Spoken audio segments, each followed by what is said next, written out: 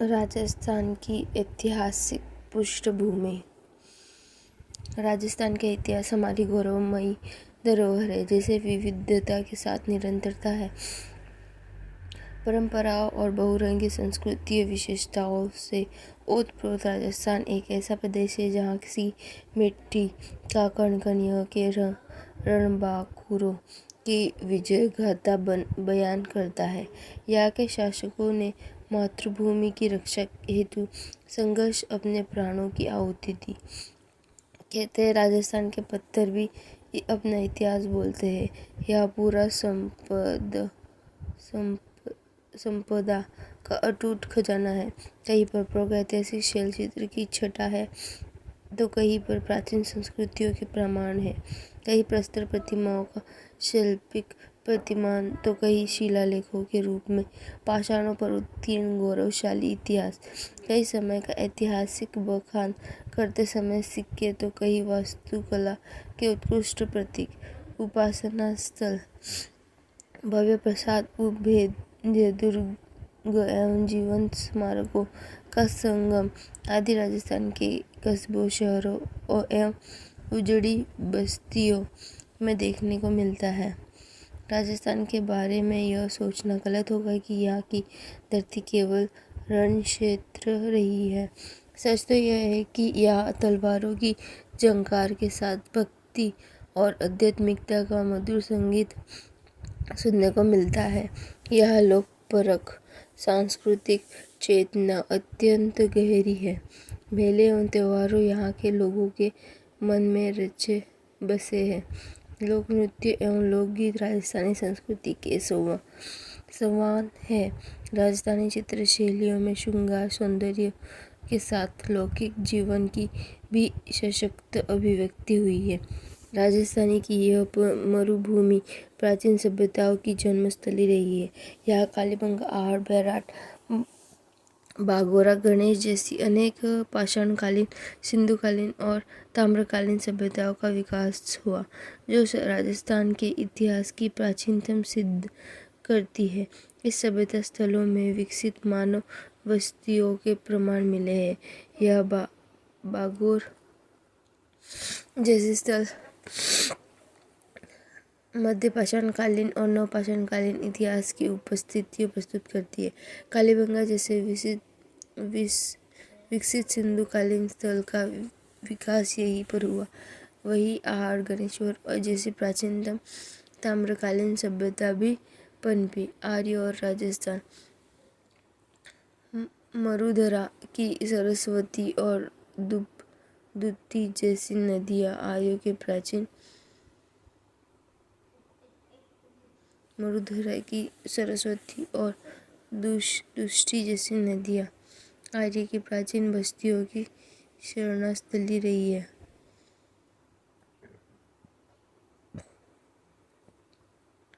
ऐसा माना जाता है कि यहाँ से आर्य बस्तियाँ कालांतर की यही से आर्य बस्तियाँ कालांतर में दोआब आदि स्थानों की ओर बढ़ी। इंद्र और सोम की अर्चना में मंत्रों की रचना, यज्ञ की महत्ता की स्वीकृत और जीव मुक्ति का ज्ञान आर्यों को संभवतः इन्हीं नदी घाटियों में निवास करते हुए हुआ था। महाभारत तथा पौराणिक गाथाओं से प्रतीत होता है कि जंगल, बीकानेर, मरुकांतार, मारवाड़ आदि भागों से बलराम और कृष्ण गुजरे थे, जो आर्यों की यादव शाखा से संबंधित है। जनपदों का युग।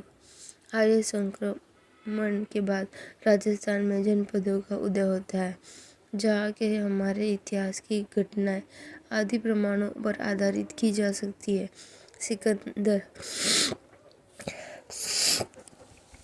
सिकंदर के अभियानों से आहत तथा अपनी स्वतंत्रता को सुरक्षित रखने को उत्सुक दक्षिण पंजाब की मालवा, सिविक तथा अर्जुनायल जातियों,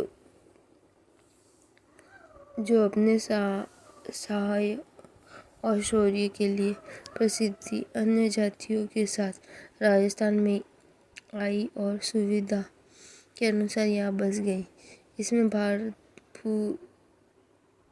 भरतपुर का राजन्य और मत्स्य जनपद नगरी का सीवी जनपद, अलवर का शौल जनपद प्रमुख है। इसके अतिरिक्त 300 ईसा पूर्व से 300 ईसा के मध्य तक मालवा, अर्जुनायन तथा यौधेयों की प्रमुखता का काल राजस्थान में मिलता है। मालवों की शक्ति का केंद्र जयपुर के निकट था। कालांतर में यह अजमेर, टोंक तथा में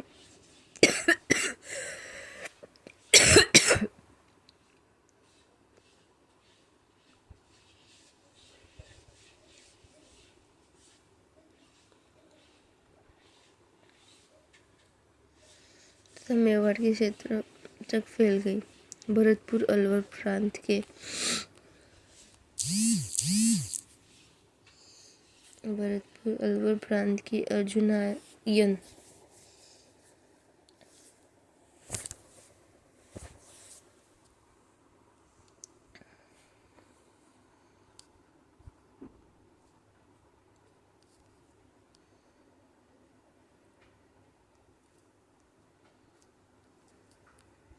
अर्जुनायन अपनी विजयों के लिए प्रसिद्ध रहे। इसी प्रकार राजस्थान के उत्तरी भाग के यौधेय भी एक शक्तिशाली क्षत्रिय कबीला था। यौधेय संभवतः उत्तरी राजस्थान की कुषाण शक्ति को नष्ट करने में सफल हुए थे, जो रुद्रदामन के लेख से स्पष्ट है। लगभग दूसरी सदी ईस्वी पूर्व से तीसरी सदी ईस्वी के काल में राजस्थान के केंद्रीय भागों में बौद्ध धर्म का काफी प्रचार था, परंतु यौधेय तथा मालवाओं के यहाँ आने से ब्राह्मण धर्म को प्रोत्साहन मिलने लगा और बौद्ध धर्म के हाथ से चिन्ह दिखाई देने लगे।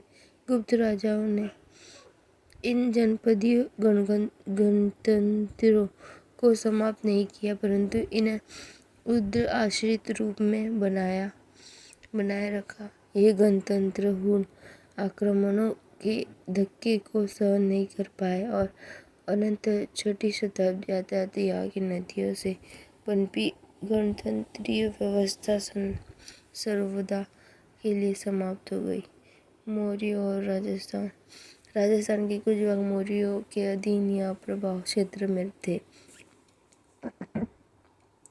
अशोक का बेराट का शिलालेख तथा उसके उत्तराधिकारी कुषाण के पुत्र संप्रति द्वारा बनवाए गए मंदिर मौर्य के प्रभाव की पुष्टि करते हैं। कुमारपाल प्रबंध तथा अन्य जैन ग्रंथों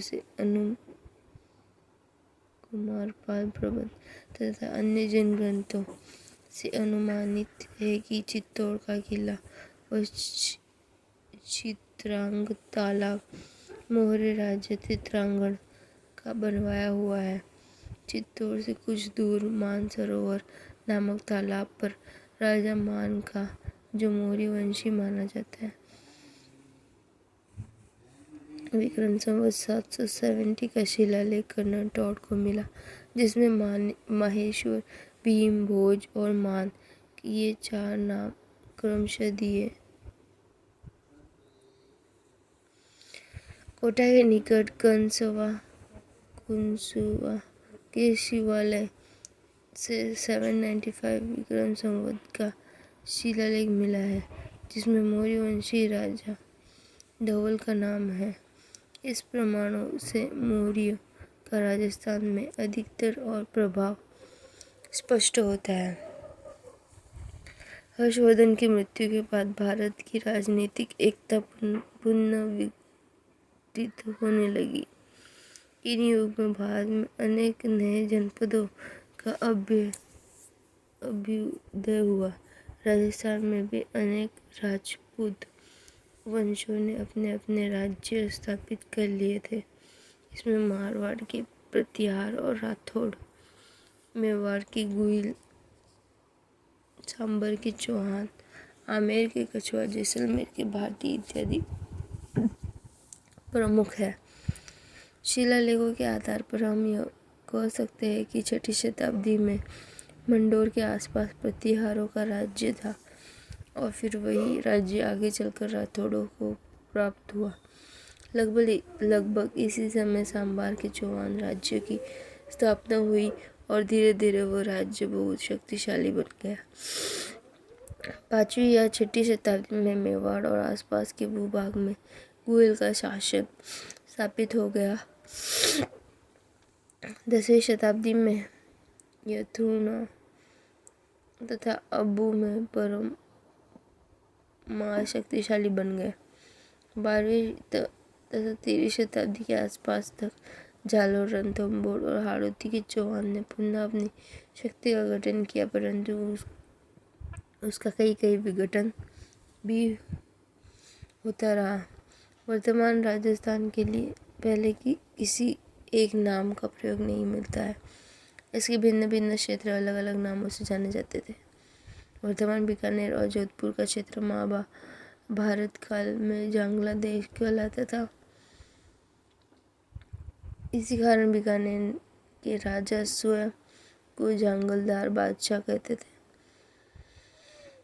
जांगल देश का निकटवर्ती भाग संपाद लक्ष्य, वर्तमान अजमेर और नागौर का मध्य भाग संपाद लक्ष्य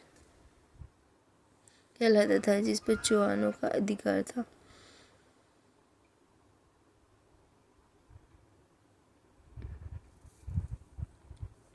अलवर राज्य का उत्तरीय भाग कुरुदेश,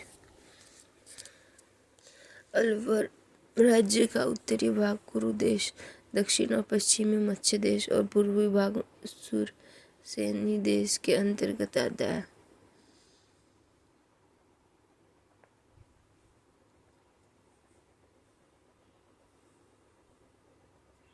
भरतपुर और धौलपुर राज्य तथा करौली राज्य का अधिकांश भाग सुरसेन देश के अंतर्गत थे। सुरसेन राज्य की राजधानी मथुरा, मत्स्य राज्य की विराटनगर और कुरु राज्य की इंद्रप्रस्थ थी। उदयपुर राज्य का प्राचीन नाम शिव था, जिसकी राजधानी माध्यमिका थी। आजकल माध्यमिका मजमिका को नगरी कहते हैं। यहाँ पर मेव जाति का अधिकार रहा, जिस कारण इसे मेटपाट अथवा प्रागवाट भी कहा जाने लगा। डूंगरपुर बांसवाड़ा के प्रदेश को वागड़ कहते थे। जोधपुर के राज्य को मरु अथवा मारवाड़ कहा जाता है। जोधपुर के दक्षिणी भाग को गुजरात कहते थे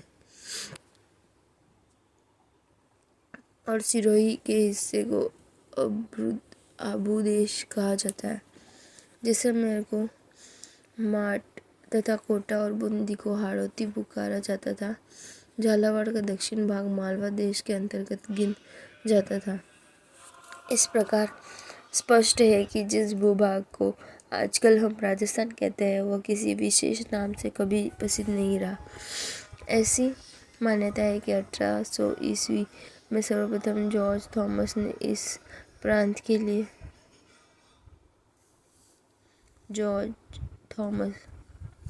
राजपूताना नाम का प्रयोग किया था। प्रसिद्ध इतिहासकार लेखक कर्नल जेम्स टोड ने 1829 ईस्वी में अपनी पुस्तक annuls and antiquity of Rajasthan में इस राज्य का नाम राजस्थान अथवा रायथान या राजस्थान रखा। जब भारत स्वतंत्र हुआ तो इस राज्य का नाम राजस्थान स्वीकार कर लिया गया। प्राचीन सभ्यताएं।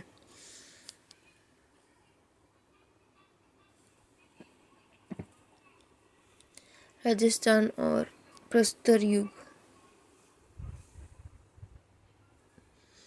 राजस्थान में आदि मानव का प्रादुर्भाव कब और कहाँ हुआ अथवा उसके क्या क्रियाकलाप थे, इससे संबंधित समसामयिक लिखित इतिहास उपलब्ध नहीं है, परंतु प्राचीन प्रस्तर युग के अवशेष अजमेर अथवा अलवर, चित्तौड़गढ़, भीलवाड़ा, जयपुर, जालौर, पाली, टोंक आदि क्षेत्र की नदियाँ अथवा उनकी सहायक नदियों के किनारों से प्राप्त हुआ है। चित्तौड़गढ़ और उसके पूर्व की और तो औजारों की उपलब्धियाँ इतनी अधिक है कि ऐसा अनुमान किया जाता है कि यह क्षेत्र इस काल के उपकरणों को बनाने का प्रमुख केंद्र रहा है।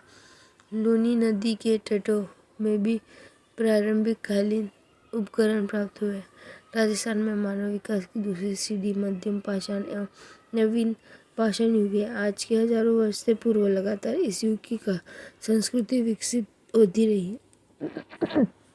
इस काल के उपकरणों की उपलब्धि पश्चिमी राजस्थान में लूनी तथा उसकी सहायक नदी की घाटी व दक्षिण पूर्व राजस्थान के चित्तौड़ जिले में बेड़ज और उसकी सहायक नदी की घाटी में प्रचुर मात्रा में हुई है। बागोरा और तिलवाड़ा के उत्खनन से नवीन पाषाणकालीन तकनीक की उन्नति पर अच्छा प्रकाश पड़ा है। बागोरा व तिलवाड़ा। इसके अतिरिक्त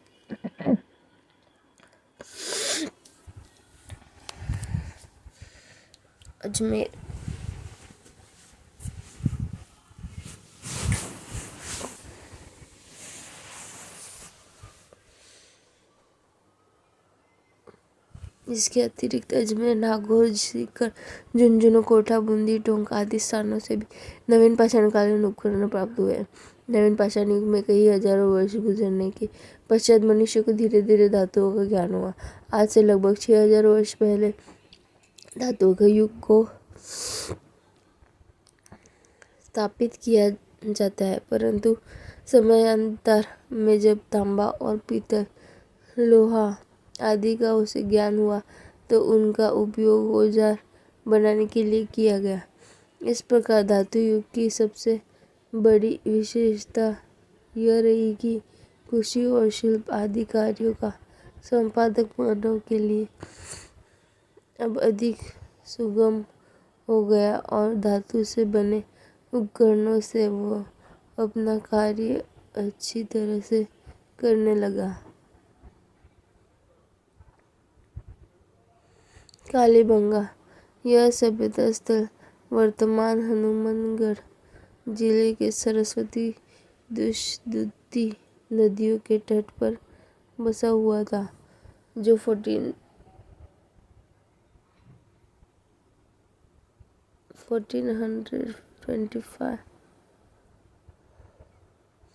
to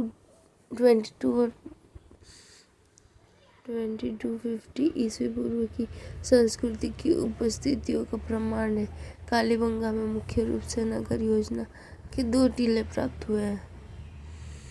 इसमें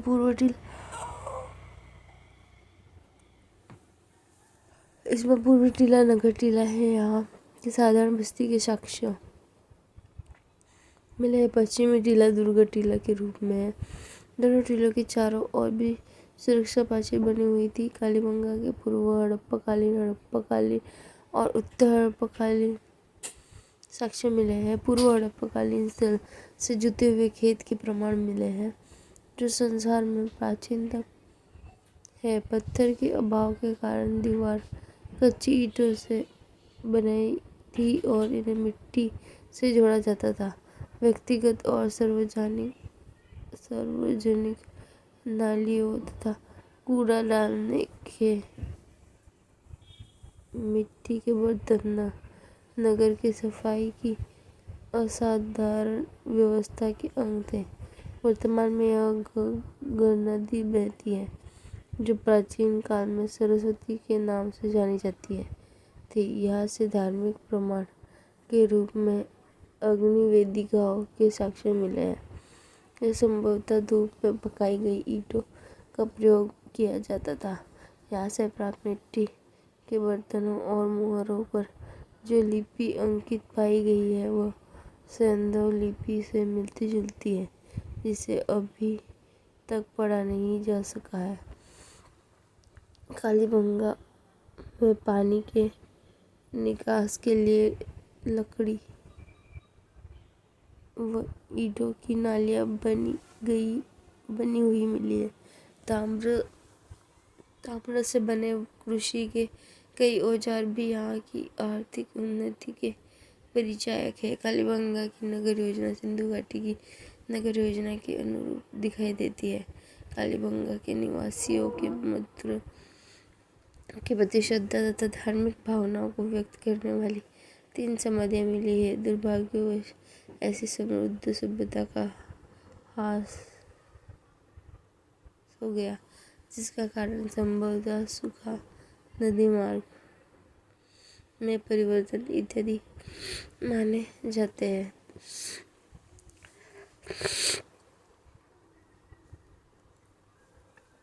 आहड़ वर्तमान उदयपुर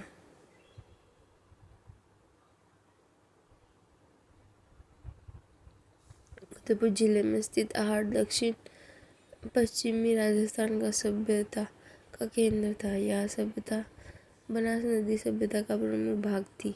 ताम्र सभ्यता के रूप में प्रसिद्ध यह सभ्यता आहड़ नदी के किनारे मौजूद थी। यह ताम्रवती नगरी अथवा धूलकोटी के नाम से भी प्रसिद्ध है। यह सभ्यता आज से लगभग 4000 वर्ष पूर्व बसी थी।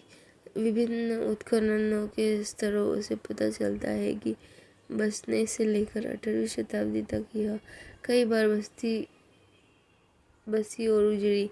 ऐसा लगता है कि आड़ के आसपास तांबे की अनेक खानों के होने के साक्षात रूप से इस स्थान के निवासी इस धातु के उपकरणों को बनाते रहे और उसे एक ताम्रयुगीन कौशल्य केंद्र बनाने का सौभाग्य प्राप्त हुआ।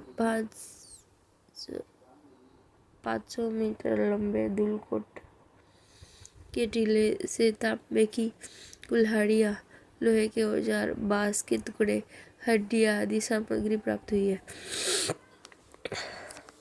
अनुमानित है कि मकानों की योजना में आंगन या गली या खुला स्थान रहने की व्यवस्था थी। एक मकान में 4 से 6 बड़े चूल्हों का होना आहड़ में बृहद परिवार का सामूहिक भोजन बनाने की व्यवस्था पर प्रकाश डालते हैं। आहड़ से खुदाई से प्राप्त बर्तनों तथा उनके खंडित टुकड़ों से हमें यह उस युग में मिट्टी के बर्तन बनाने की कला का अच्छा परिचय मिलता है। यह तृतीय ईसा पूर्व से प्रथम ईसा पूर्व की यूनानी मुद्रा मिली है। इससे इतना तो स्पष्ट है कि उस युग में राजस्थान का व्यापार विदेशी बाजारों से था। इस बना सभ्यता की व्यापकता एवं विस्तार गिलून,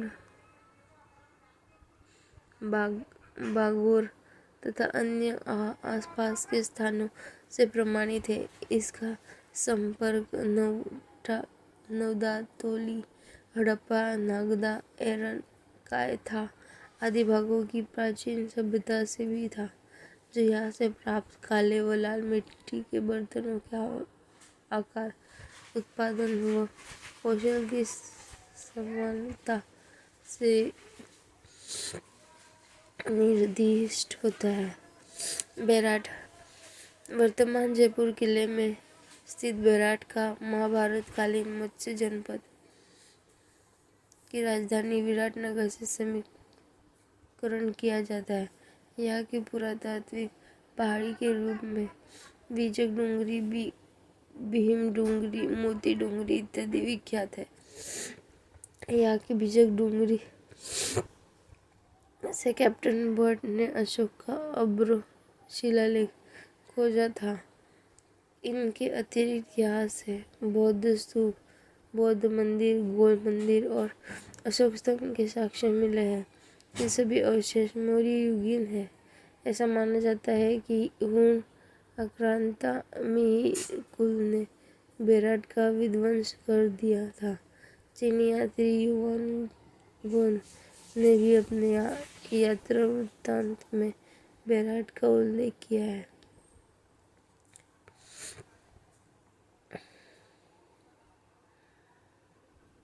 सभ्यता के अन्य प्रमुख केंद्र।